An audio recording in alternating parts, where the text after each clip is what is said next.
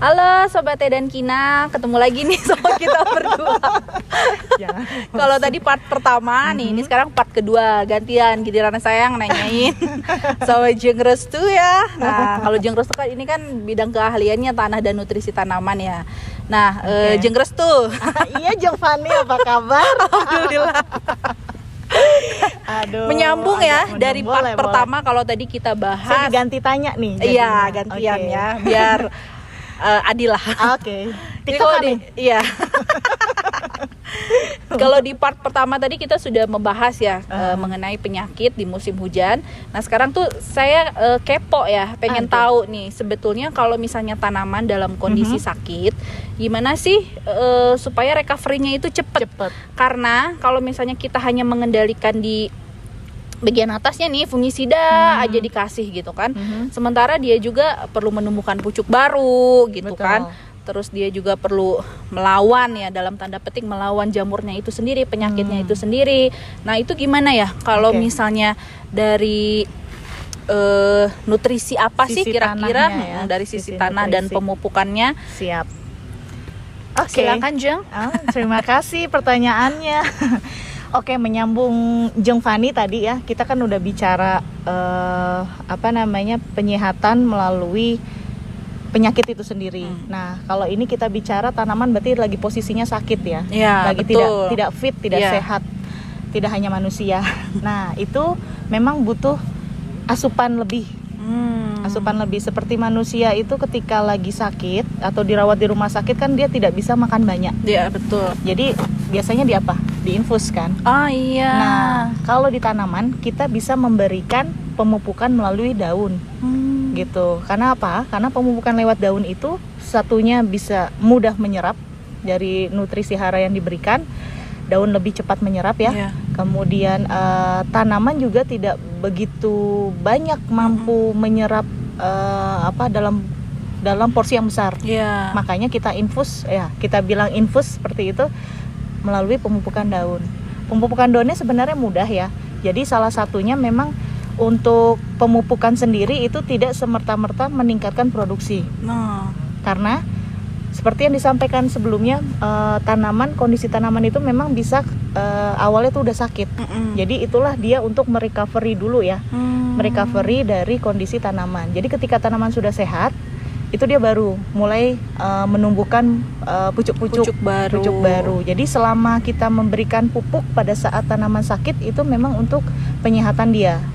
Nah, apa aja nih yang biasa kita lakukan? Nah iya, gimana tuh? Terutama misalnya kalau tadi kan nyambung ya dari pas penyakit ini kan lagi musim hujan nih. Nah, kalau misalnya aplikasinya sendiri kalau lagi di musim hujan tuh seperti apa?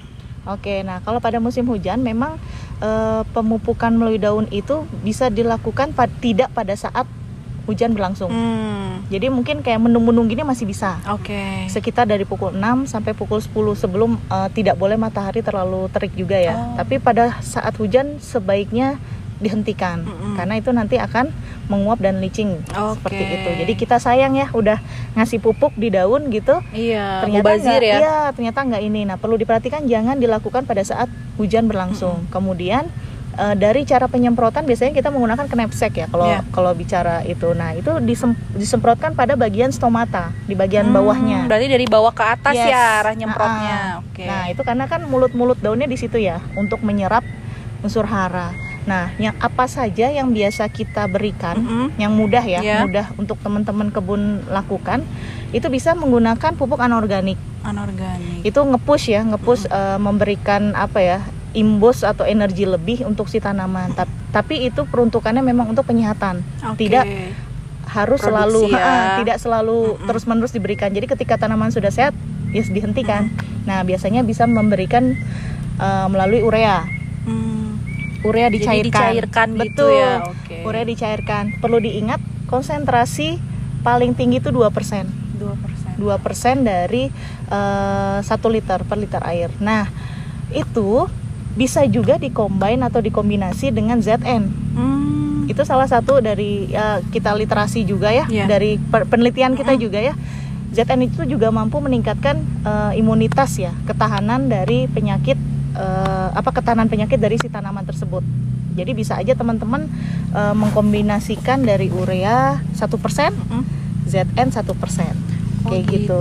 Atau kalau untuk ini yang sifatnya kimia. Tapi kalau kita mau bicara long lasting ya, artinya slow release tapi lebih baik, itu bisa menggunakan biostimulan atau bioorganik ya, yang sifatnya disemprot pada permukaan daun.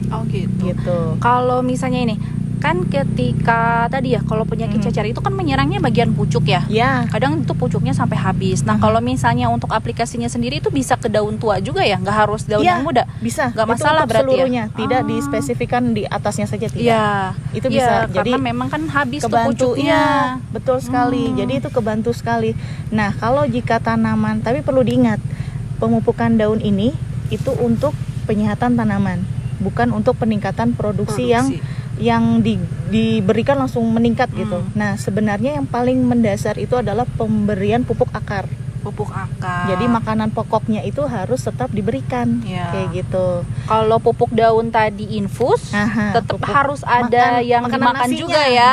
Kayak ya tadi kalau manusia sakit kan, meskipun diinfus tapi dia tetap harus makan bubur mungkin atau apa. Nah, berarti tanaman juga sama ya, kayak gitu.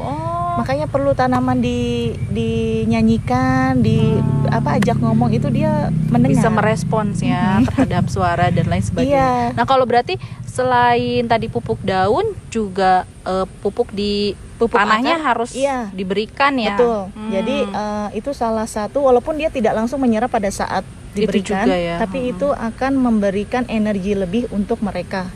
Kayak gitu. Nah, itu juga perlu diperhatikan ya teman-teman.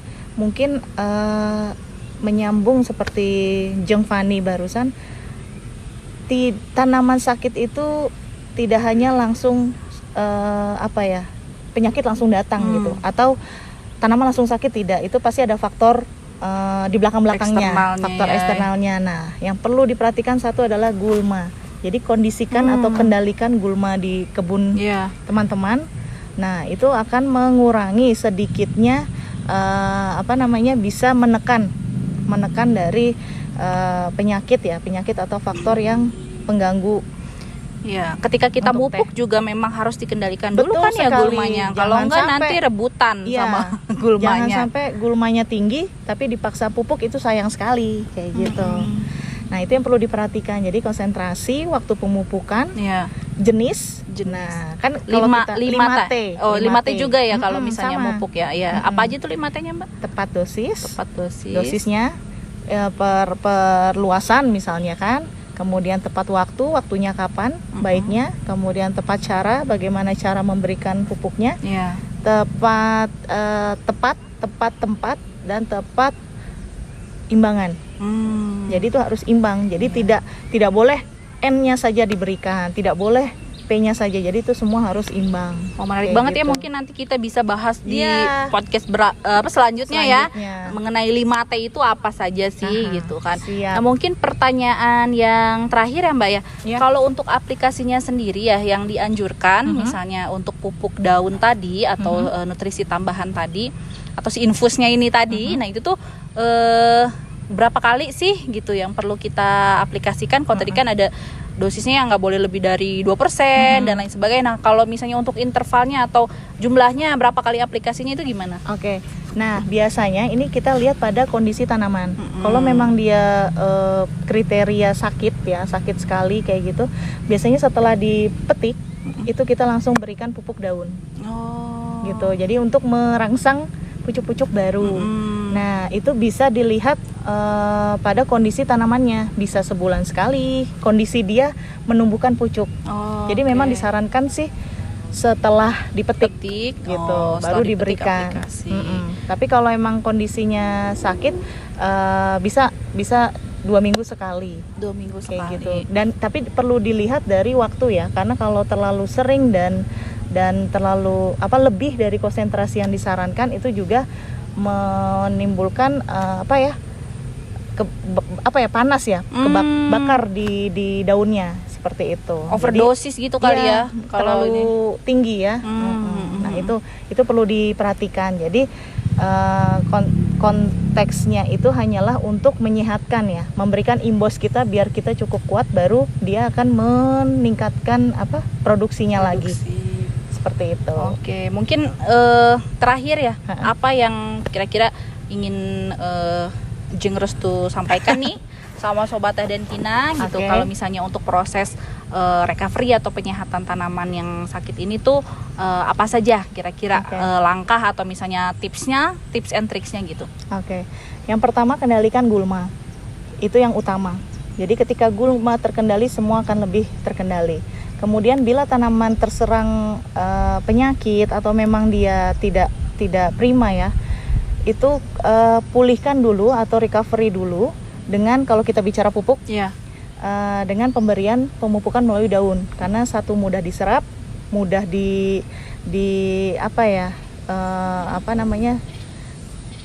meregenerasi lagi ya, meregenerasi lagi, atau mudah tanaman kembali seperti awal, seperti semula kayak gitu. Nah, tapi jangan lupa 5T tadi.